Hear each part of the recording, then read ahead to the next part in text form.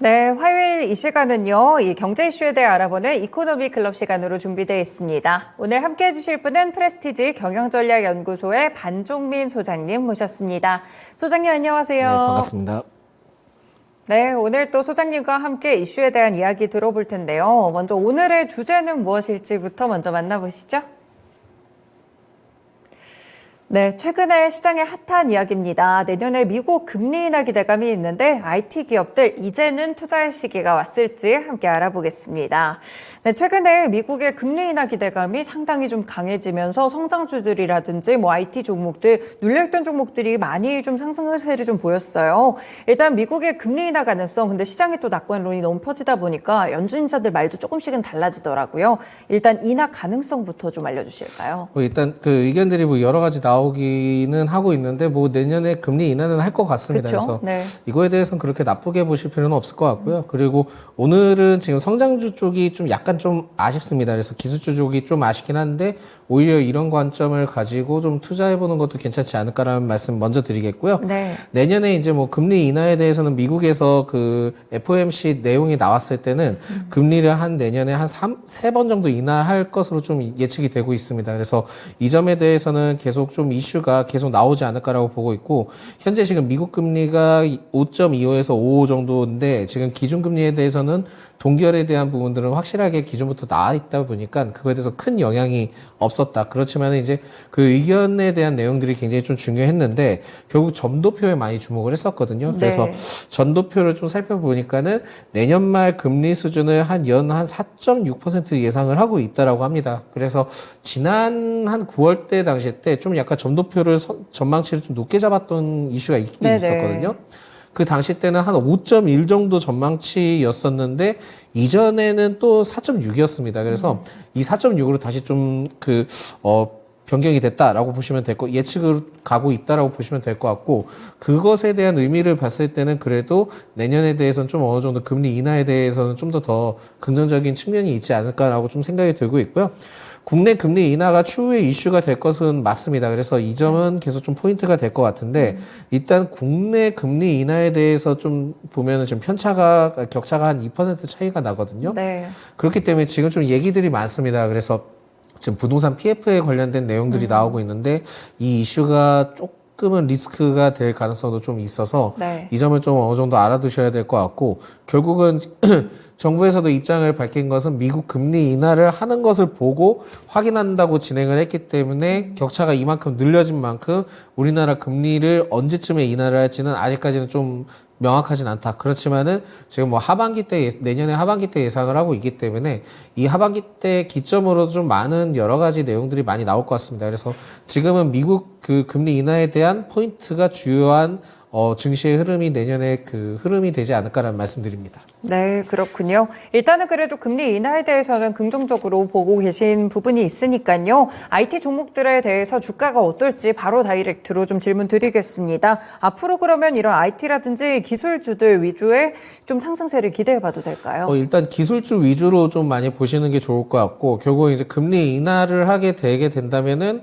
그 국내 기업이든 기술주 관련된 쪽에서는 이제 벤처 캐피탈을 통해서 이제 투자를 좀 많이 유치를 네. 하거든요. 그렇게 되면은 이제 금리에 따른 부분들을 통해서 이제 이자 비용이 좀 어느 정도 부담이 줄어들게 됩니다. 그래서 긍정적인 요건으로 좀 살펴볼 수 있다라고 말씀을 드리겠고, 특히 이제 이러한 상황들 때문에 최근에는 그 네이버와 카카오가 좋은 흐름들을 보여줬는데, 저는 오히려 이 금리 인하 발언 때문에 좋은 흐름들을 보여줬다고 생각이 들지는 않습니다. 네. 그래서 네이버, 카카오의 경우에는 개별적인 이슈들이 좀 남아 있었기 때문에 금리 인하에 대해서 그것 때문에 상승했다고 보기에는 좀 어렵지 않나. 그렇지만은 최근에 이러한 내용들이 같이 좀 탄력을 받으면서 올라가는 시점으로 보여지고 있다 보니까 일단 좀 더 긍정적인 측면을 보시는 게 좋지 않을까라고 보고 있고요. 특히 이제 이해는 지금 AI나 로봇, 그리고 반도체, 2차전지, 그리고 클라우드 등에서는 좀 순환매가 일어나고 있긴 합니다. 그래서 네. 오늘은 좀 로봇주가 두산 로보틱스도 초반에 좋았다가 지금 좀 빠지고 있는 시점을 봤을 때는 지금은 좀 순환매의 흐름들이 있지 않을까. 그리고 이게 지금 대주주 양도세에 따른 포인트 포인트도 같이 접목돼서 흘러가고 있기 때문에 이 점에 대해서 오늘 하락에 대해서는 그렇게 큰 의미를 갖기에는 아직까지는 좀 그 포인트가 되지는 않을 것 같다는 말씀 드리겠고요. 결국은 지금 그 올해 10억에서 50억으로 상향되냐 마냐 이게 맞죠. 지금 주요한 포인트가 될 것 같은데 기존에는 12월 말 전만 되면은 계속 이제 주가가 빠졌던 요인이 됐다 한다면 이 지금 대주주 양도세가 30억만 해도 사실은 그 긍정적인 부분들이 일부 있었거든요. 근데 이게 만약에 50억이 된다 한다면은 굉장히 좀 증시의 포인트가 될 수 있을 것 같고 그렇게 되면은 1월 달 때 전략적인 투자 방식을 다 수정을 하셔야 될 수도 있습니다. 그렇다 보니까 지금은 조정이 받았을 때는 계속 좀 관심을 가져주자라는 말씀드립니다. 네, 전반적으로 일단 이슈적인 측면도 있겠지만 업황 자체가 금리 인하에 대해서 긍정적으로 하방을 또 받쳐주는 모습들이 돼가는 것 같은데요. 앞서서 말씀 주신 대로 일단 네이버랑 카카오 개별 이슈도 있겠지만 물론 금리 인하에 대해서 제일 크게 반응했던 종목들이기도 한 것 같습니다. 먼저 네이버의 경우에는 주가를 어떻게 좀 보실까요? 네이버 일단 역사적 주가를 좀 보셔야 될 것 같은데 2021년 당시 때 이제 네이버의 주가는 46만 5천 원 고점 갱신을 했었습니다. 그래서 네. 고점 갱신을 하고 거의 한 1년 정도 조정을 받다가 지금 최근에 이제 오고 있는데 작년 10월에 15만 5천 원까지 이제 조정을 받았고요. 그러면서 이제 흐름들이 점차 이제 그 하락폭을 좀 막아줬다라고 좀 생각을 하시면 좋을 것 같고 그러면서 지금은 오히려 저가 매력도가 좀 높지 않나라고 좀 판단이 되고 있는데 여기서 좀 몇 가지 모멘텀 포인트를 앞으로 좀 체크를 하셔야 될 게 네이버 웹툰에 대해서도 일본 거래액 사상 최대에 따른 이슈가 지금 나오고 있습니다. 그래서 이 일본 거래액이 11개월 만에 뭐 천억 원을 돌파를 했기 때문에 사상 최대치를 기록을 했는데 기존의 그 일본에서 거래액이 나왔을 경우보다도 계속 좀 증가를 하고 있습니다. 네. 그러다 보니까 이 점에 대해서는 긍정적인 포인트가 될 건데 여기에서 계속 좀 모멘텀이 붙었던 게 미국의 뭐 나스닥의 그 네이버 웹툰을 상장을 한다. 이 이슈들이 잊을만 하면 나왔거든요. 맞아요. 그래서 네. 계속 잊을만 하면 나올 것 같습니다. 그래서 이 점은 좀 계속 체크를 하셔야 될 것 같고 네이버의 경우에는 이제 중장기적 관점으로 지금은 매수 관점으로 보셔도 되는데 물론 이제 그 무조건 상승 예측만 하지 마시고요. 어느 정도 좀 박스권을 정하고 밴드를 정하고 매매 관점을 통해서 좀 길게 보시는 것도 투자 전략 때 매우 좀 포인트가 되지 않을까라고 보고 있고 네이버에 대해서 이제 모멘텀이 좀 몇 가지가 있는 게 네옴시티와 관련된 모멘텀이 있습니다. 네. 그리고 하이퍼클로바 X에 대해서도 AI 쪽에서도 모멘텀이 있기는 한데 그 하이퍼클로바 X에 대해서는 좀 수익성 구조까지 가는데 좀 시간이 걸릴 것으로 판단이 되고 있고요.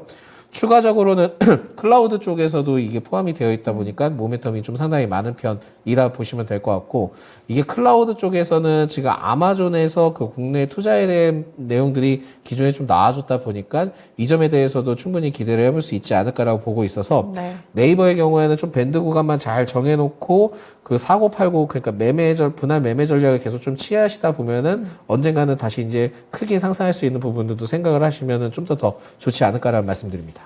네이버가 오늘도 스트리밍 서비스 치지직이라고 베타 서비스를 시작을 했던 것 같은데 마침 또 트위치 빈자리가 생긴 데서 이렇게 또 스트리밍 서비스가 생겼던 것 같아요. 요거는 좀 긍정적 이슈로 봐도 될까요? 저도 그 네이버 치지직이 참 명이 좀 그렇긴 한데, 예.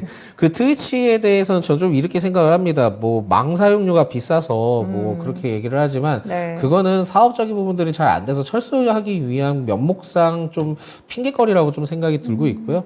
이 거에 대해서 결국은 네이버와 아프리카 TV 뭐 수혜에 대한 얘기가 나오고 있는데, 오히려 아프리카 TV 쪽에서는 그렇게 큰 관심을 두진 않는 것 같습니다. 네. 그래서 그 트위치 쪽에 그 만약에 이제 100 정도가 있다 한다면 20% 유저 정도는 그 아프리카 TV로 갈 가능성이 높고 네이버 쪽에 굉장히 좀 많이 들어갈 가능성이 높다라고 좀 보시면 네. 될 것 같아서 이 점을 봤을 때는 네이버 쪽이 좀 더 긍정적이지 않을까라고 말씀드립니다. 네, 알겠습니다. 네이버에 대해서 함께 좀 이슈를 조명해 봤고요. 반면에 이제 카카오를 보면 사실 사법적인 리스크도 있었고 내부 경영 문제도 불거졌던 것 같고요. 이슈가 좀 많았어요, 부정적으로. 카카오의 경우에는 좀 다르게 봐야 될까요? 어떻게 전망하세요? 이게 카카오가 시점을 좀 살펴봐야 되는데 이것도 또 똑같습니다. 그래서 2021년 6월 때 당시 때 그 17만 3천 원 최고점 갱신 후부터 이제 조정을 했는데 거의 이게 좀 손실폭이 엄청 났죠. 그러면서 올해 10월에 저점 갱신을 했을 때 시점이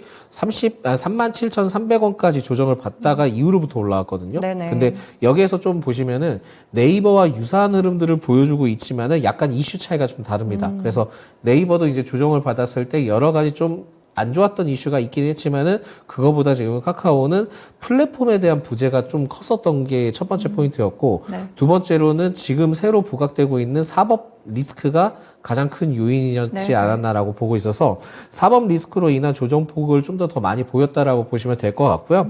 게다가 아직까지 내부적으로 해결해야 되는 요소들이 많다 보니까 최근에 이제 주가는 상승을 했지만은 이 상승을 한 요인들을 좀 생각을 해보셔야 됩니다. 그래서 물론 이제 해결해야 되는 요소들이 많기는 하지만은 저는 여기에서 포인트를 잡아야 될 게 뭐냐면 하반기, 그러니까 이번 하반기 때죠. 그래서 경영쇄신위원회와 외부 준법기구를 좀 설립을 했었던 이슈가 있었는데 네.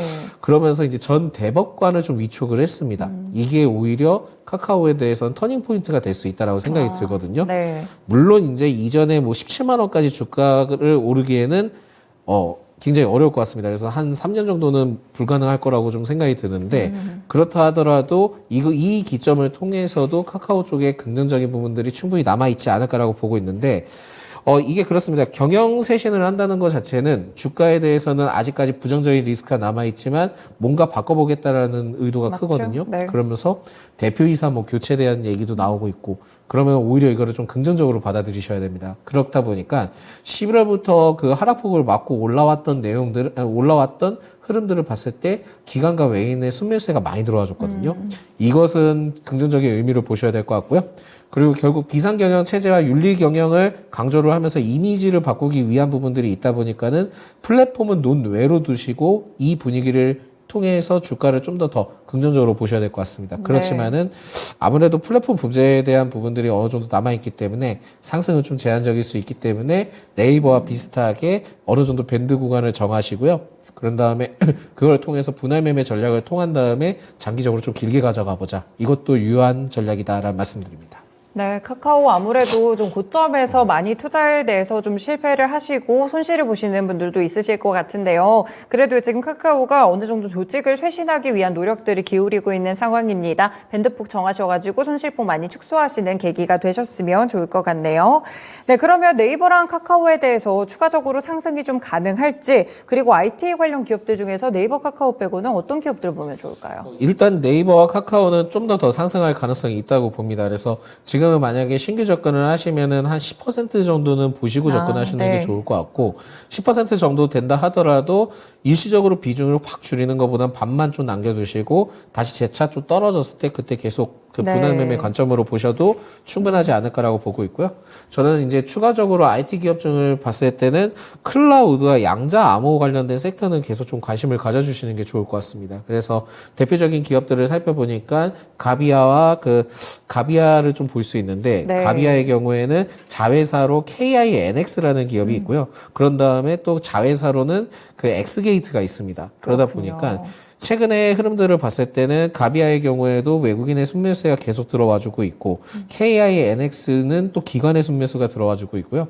엑스게이트의 경우에는 외인의 순매수가 들어와주고 있는데 변동성이 좀 상당히 있습니다. 그런데 여기서 살펴봐야 될 게 뭐냐면 가비아의 경우에는 이제 클라우드 서비스 관련된 부분들에 대해서 주목을 하셔야 될 것 같고요. 네. 최근에 온디바이스 AI 관련된 이슈가 좀 부각이 되고 있는데 클라우드의 필요성이 약간 좀 시선이 곱진 않은 것 같습니다. 네. 그렇지만은 결국은 AI 쪽에 대해서 다중 처리를 하기 위해서는 결국은 이제 서버가 필요하고 클라우드 서버가 필요하거든요. 그러다 보니까 이거에 대한 성장성은 절대 놓을 수가 없지 않을까라고 보고 있고 양자 암호에 대해서도 이게 지금 클라우드든 IT든 AI든 성장을 하면 할수록 중요한 포인트가 되는 게 결국 보안 관련된 문제입니다. 그쵸. 그러다 보니까 양자 암호의 경우에 계속 좀 이슈가 나오고 있는데 양자 암호에 대해서 좀 간단하게 설명을 드리자면 양자 역학의 원리를 좀 응용을 한 것에 대해서 포인트고 보안성의 우수성을 통한 우수한 암호 체계이긴 한데 송수신자 간의 원거리 통신 시 이제 비밀키를 안전하게 전송할 수 있는 기술입니다. 그렇기 때문에 지금 당장은 뭐 어떻게 실현 가능성이나 이런 걸 보다도 앞으로에 대한 이슈는 계속 나올 가능성이 있다라고 보시면 될 것 같아서 해킹 원천 차단에 대한 부분들도 있긴 하지만 결국은 보안과 기술이 접목되는 시점이다 보니까 클라우드와 양자 암호는 계속 뜬금없이 좀 이슈가 나올 수 있다라고 네. 말씀드릴 수 있을 것 같고, 그래서 저는 가비아, KINX, X게이트를 다 주목을 하고 있는데, 특히 X게이트 같은 경우는 매수 시점으로도 좀 괜찮은 것 같습니다. 네. 그래서 X게이트의 경우에는 지금 뭐 컨덤 VPN 기술을 좀 탑재를 했던 이력도 있지만은 SKT 등 간의 그 SKT 등 통신 기업과도 굉장히 좀 면밀한 네. 접점이 있기도 하고요. 그리고 미주 확대를 통해서도 그 진입 가능성을 좀 두고 있다 보니까 X게이트에 대해서는 지금도 매수 관점으로 유효한데, 만약에 X게이트가 크게 상승을 했다. 그러면 또 차익 실현을 하시고, 반면 그 KINX나 가비아가 조정폭이 좀 많이 나온 상태에서 보합권을 좀 흥보세를 좀 유지를 하고 있다면 그쪽으로 매수를 하셨다가 또 상승하면 X게이트를 또 매수를 하시고, 이런 전략을 계속 좀 취하시면은 나쁘지 않은 결과를 얻으실 수 있을 것 같다라는 말씀드립니다. 네, 클라우드와 양자암호도 관련 섹터에 넣어주시고 투자 전략으로 활용해 보셔도 좋을 것 같습니다. 클라우드에서는 가비아와 KINX, 그리고 양자암호 섹터에서는 X게이트 관련 종목으로 또 주셨으니까요. 투자 전략에 활용해 보시기 바라겠습니다. 네, 소장님 오늘 말씀 여기까지 듣겠습니다. 오늘 말씀 고맙습니다. 감사합니다. 네, 이렇게 첫 번째 시간은 이코노미 클럽으로 경제 이슈에 대해서 함께 다뤄봤습니다. 프레스티지 경영전략연구소의 반종민 소장님과 함께했습니다.